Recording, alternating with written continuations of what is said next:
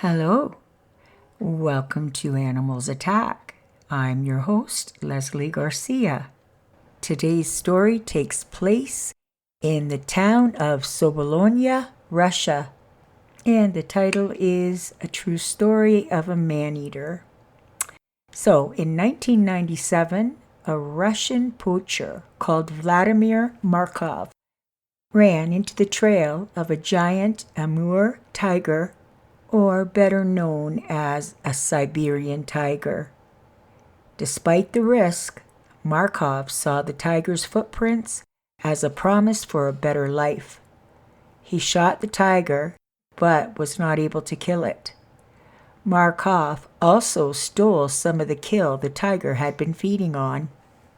Poaching has unfortunately become a way for the poor in Siberia to make much-needed money.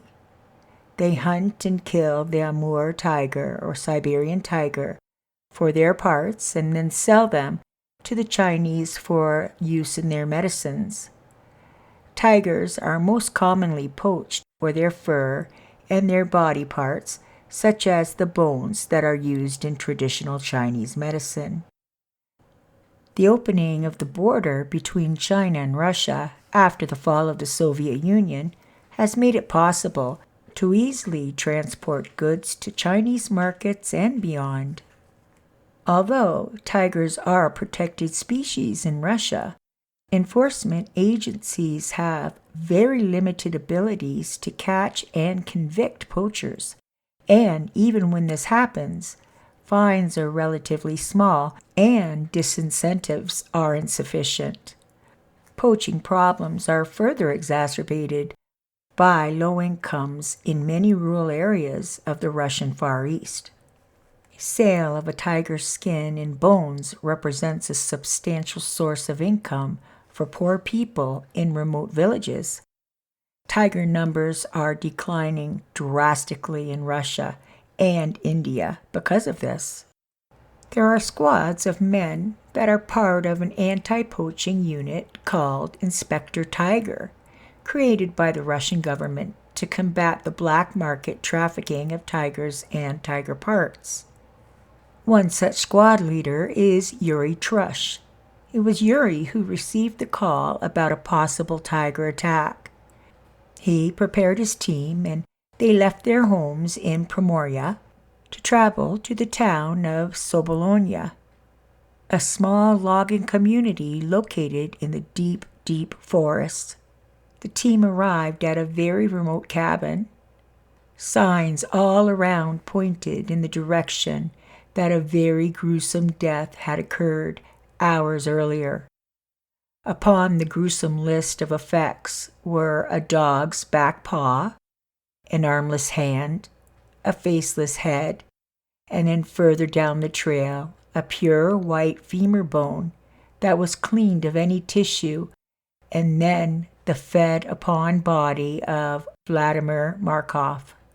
Later, investigators suggested that the tiger planned its movements with a rare mix of strategy, instinct, and perhaps, most importantly, a chilling clarity of purpose: revenge.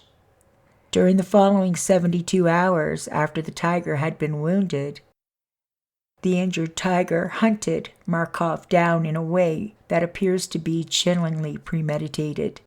The tiger staked out Markov's cabin, systematically destroying anything that had Markov's scent on it, and then waited by the front door for Markov to come home. The tiger was able to hold this idea over a period of time. The animal waited for 12 to 48 hours before attacking. When Markov finally appeared, the tiger killed him and dragged him into the bush and ate him.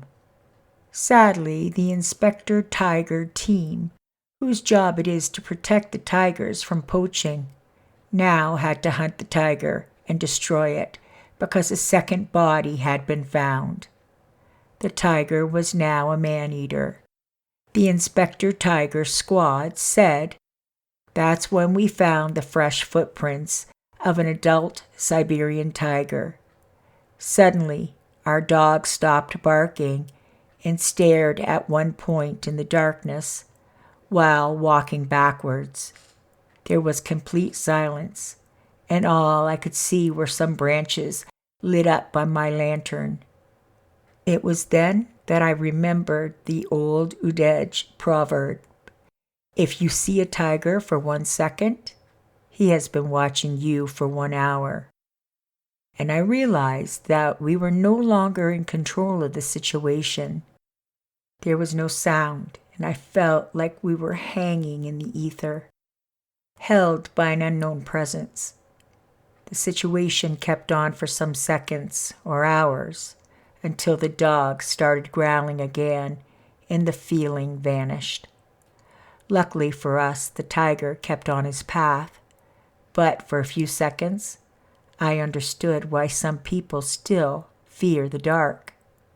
The Russian Far East is home to the Udege people. They have lived there for hundreds of years and, due to their close contact with nature, consider the tiger to be a sacred animal, a spirit of the forest. The Udege people believe that if someone attacks a tiger without reason, Amba, the dark side of the tiger, will hunt him down. Unknowingly, Markov unleashed the Amba. The Amur tiger can weigh over 500 pounds and can be more than 10 feet long nose to tail. The majestic tiger can jump as far as 25 feet vertically. They can jump over a basketball hoop. A famous tiger biologist was asked once how high a tiger could jump, and his response was, "As high as he has to." And that's the end of this story. I hope you enjoyed it. I certainly enjoyed my time with you, and I hope you enjoyed your time with me. Please hit the thumbs up, the bell for notification, and subscribe. And hopefully, we'll see you back here in the next couple of days. Bye for now.